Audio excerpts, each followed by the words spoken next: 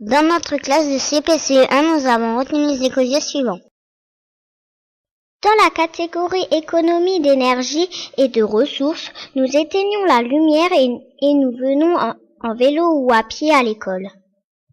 Dans la catégorie réduction de déchets, nous apportons des goûters zéro déchet et nous faisons la chasse au gaspillage alimentaire. Dans la catégorie tri des déchets, nous faisons le tri multiflux et nous récoltons les cartouches d'encre. Dans la catégorie tri des déchets, on a fabriqué un crocopile pour les piles usagées. Si vous voulez en construire un, il vous faut une brique de lait, une bouteille en plastique, du carton, du scotch double face, de la peinture, des pinceaux, des ciseaux. On demande à un adulte de couper un rond dans la brique pour pouvoir mettre une partie de la bouteille d'eau. Trace et découpe les pattes, les mains, les dents, les yeux et les narines. Scotch les différentes parties sur le crocopile. Peint le crocopile mais ne peint pas les griffes des mains, les griffes des pieds, les yeux, les dents. Demande à un adulte de découper une ouverture à l'arrière du crocopile. Ton crocopile est prêt. Pour les cartouches d'encre, nous avons un conteneur fourni par l'organisme LVL qui se charge de venir récupérer les cartouches. Celui-ci soutient l'association Enfance et Partage dans ses missions contre la maltraitance et le droit des enfants. Grâce à cette collecte, de l'argent est versé à l'association.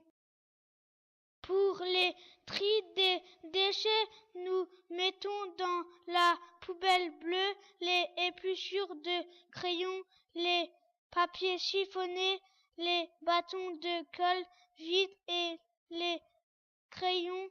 Dans la poubelle verte, nous mettons les mouchoirs et dans le sachet orange, nous mettons le carton et les grands papiers.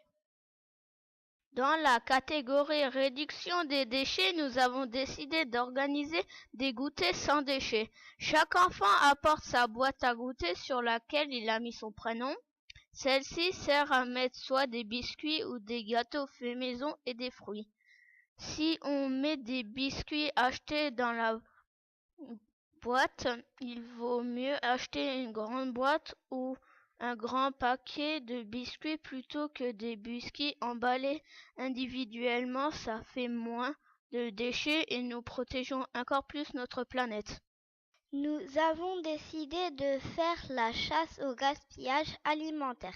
Grâce à notre boîte, nous pouvons mettre le reste de notre goûter et le manger à la maison. En plus, toujours grâce à notre boîte, plus besoin de papier aluminium ni de sachets pour emballer notre goûter. En agissant ainsi, nous faisons aussi une réduction de déchets. Si un enfant ne veut plus manger son goûter, soit il le laisse dans sa boîte à goûter, soit il le met dans la grande boîte à goûter de l'école.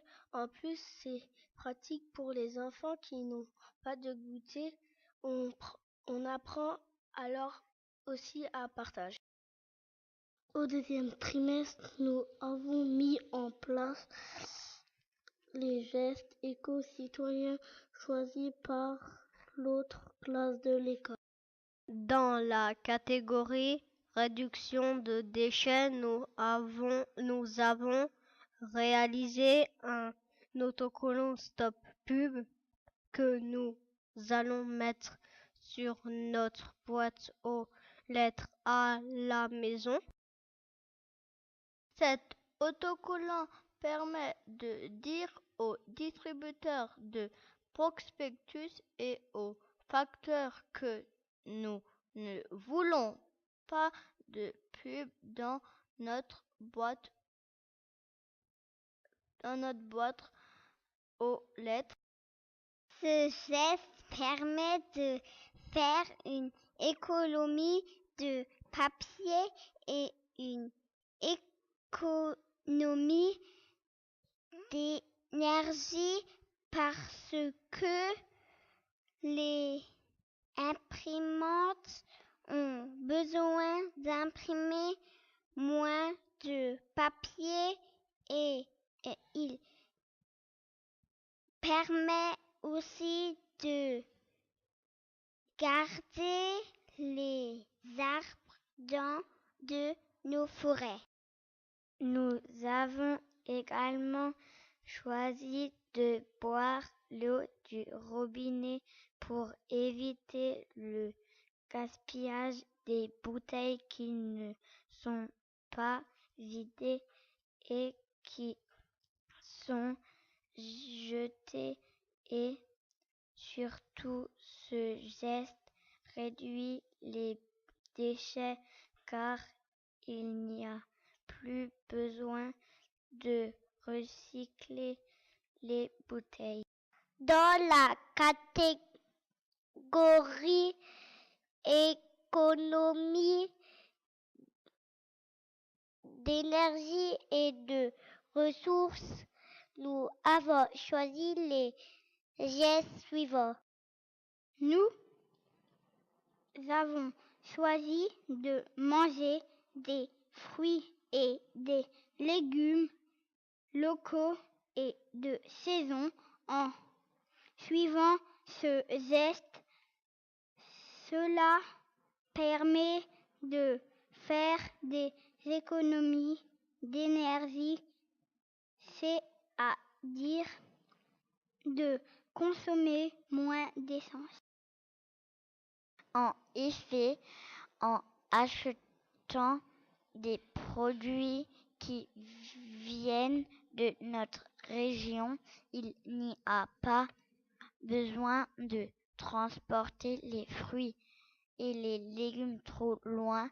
En plus, si le transport est moins long, l'air sera moins pollué. Nous avons également choisi de limiter le chauffage. On a mis en place un service. Un enfant s'occupe d'éteindre les radiateurs chaque fois que l'on va en récréation et que l'on part de l'école. La maîtresse, pour aérer la pièce, ouvre les fenêtres. Quand on retourne en classe, l'enfant de service ouvre les radiateurs et la maîtresse ferme les fenêtres. Ce geste permet de faire des économies de fioul à l'école.